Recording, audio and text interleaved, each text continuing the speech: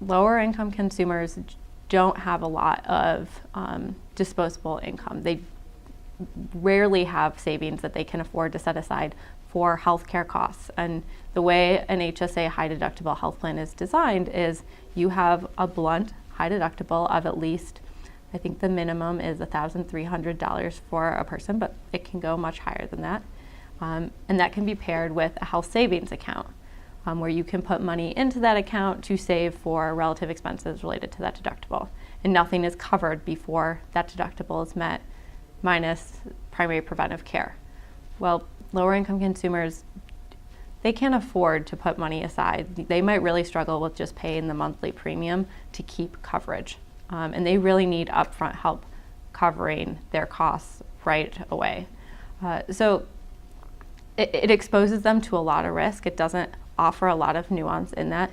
And I just think in general, even for consumers who aren't in a situation where they're delaying care due to cost, but have some unforeseen medical emergency and need a lot of care, being in an HSA high deductible health plan is going to expose lower income consumers to likely very burdensome or unaffordable medical bills and could result in medical debt. And so I think in general, we don't see them as a health coverage option that really truly meets the needs of lower income consumers.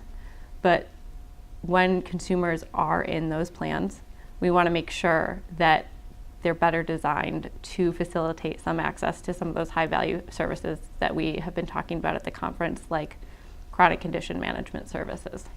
So, I mean, if you're talking about a lower or middle wage worker, if an HSA high deductible health plan is the only health plan their employer is offering them, well, we want to make sure that that coverage is at least meeting their needs a little bit better than it is right now.